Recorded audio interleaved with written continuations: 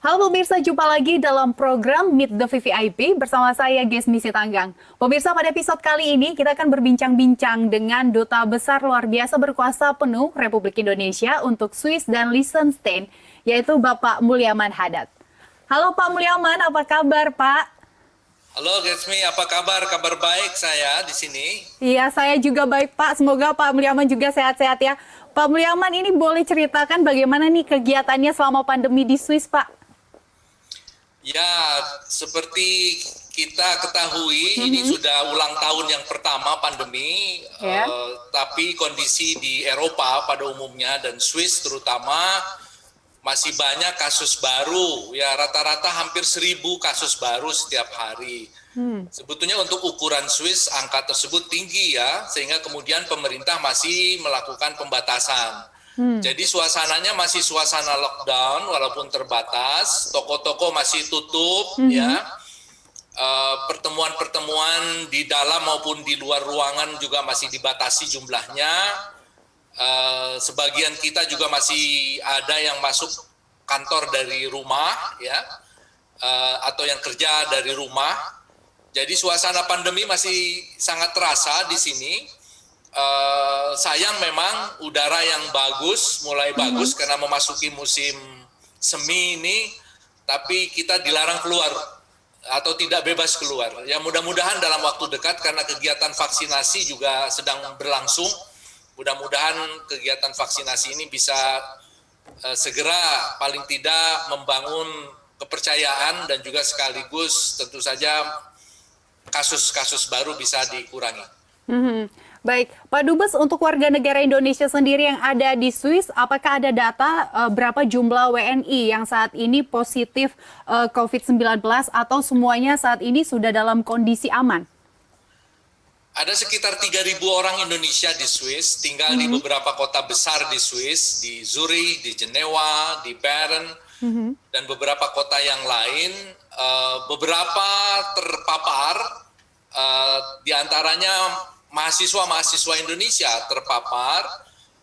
Kita melakukan monitoring dan sampai hari ini yang terpapar sebagian besar sudah sehat kembali, sudah sembuh kembali. Per hari ini sudah tidak ada lagi laporan orang Indonesia yang terpapar. Mudah-mudahan saya kira karena sudah kita pesankan untuk mematuhi protokol kesehatan dan juga peraturan pemerintah daerah yang ada di Swiss ini, mudah-mudahan mereka yang terpapar sembuh dan yang belum ya tentu saja jangan sampai ya, sehingga kemudian kondisi overall saya kira kondisi masyarakat Indonesia dalam keadaan baik. Dapat Anda ceritakan Pak Dubes bagaimana cara kedutaan sendiri untuk memonitoring WNI yang ada di Swiss pada saat selama pandemi saat ini? Kita bertemu dengan beberapa asosiasi dan perkumpulan-perkumpulan. Karena banyak sekali perkumpulan kemasyarakatan di sini. Jadi yang berasal dari Sumatera Utara, mereka buat paguyuban Sumatera Utara atau paguyuban Batak gitu. Kemudian yang dari Sunda, yang dari Jawa. Nah biasanya melalui paguyuban-paguyuban ini kita berhubungan dengan mereka. Kita sampaikan pesan-pesan agar mereka tetap mematuhi peraturan yang berlaku. Sebagai duta bangsa, orang akan melihat kepatuhan warga kita terhadap peraturan yang berlaku. Kemudian kita juga selain dengan asosiasi atau paguyuban masyarakat, kita juga bertemu dengan Persatuan Pelajar dan Mahasiswa Indonesia misalnya. Kita sampaikan juga pesan-pesan. Sampai kita juga menyampaikan kalau ada hal yang bisa dibantu oleh KBRI tolong bisa dihubungi. Karena kemudian kita bisa melakukan apa istilahnya bantuan ya kepada mereka, sebab tidak semua mereka tinggal di kota besar, mereka ada yang tinggal di kota-kota kecil yang tentu saja kalau misalnya mengalami kesulitan tertentu KBRI bisa membantu. Lalu bantuan-bantuan apa Pak yang sudah diberikan KBRI kepada WNI yang ada di Swiss saat ini? Biasanya kita minta karena sistem kesehatan di sini sudah baik ya, jadi begitu misalnya masuk rumah sakit langsung pelayanan penuh oleh dokter dan tugas kita meyakini bahwa mereka dilayani secara baik oleh rumah sakit. Jadi kita hubungi rumah sakitnya, kemudian kita tanyakan apakah ada hal-hal lain yang bisa dibantu, misalnya menghubungi keluarganya yang ada di Indonesia dan lain sebagainya. Pada umumnya seperti itu, walaupun sangat terbatas, misalnya kekurangan masker dan lain sebagainya, itu saya kira sedikit lah sekali kasusnya, karena relatif dengan mudah diperoleh obat maupun masker ataupun peralatan-peralatan kesehatan lainnya di sini.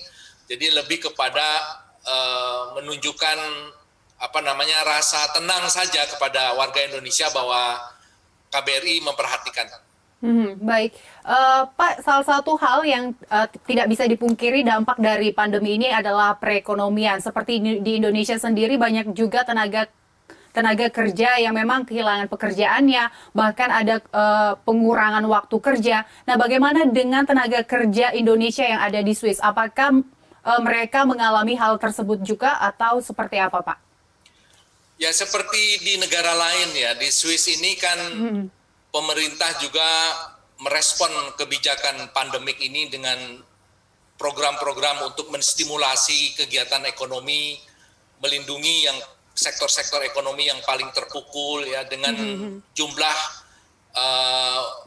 budget yang relatif besar ya, sehingga kepada sektor-sektor yang sangat terpukul, misalnya sektor pariwisata, itu pemerintah banyak memberikan subsidi, sehingga dengan demikian diharapkan sektor ini masih bisa bertahan ya, sampai 2 kali bantuan kepada sektor-sektor terpukul ini, karena diperkirakan pada waktu itu krisis ini bisa cepat selesai, tapi ternyata krisisnya berkepanjangan, sehingga kemudian negara-negara seperti Swiss ini dan negara Eropa lain kemudian melanjutkan program pemulihan ekonomi itu dengan dukungan budget yang relatif besar.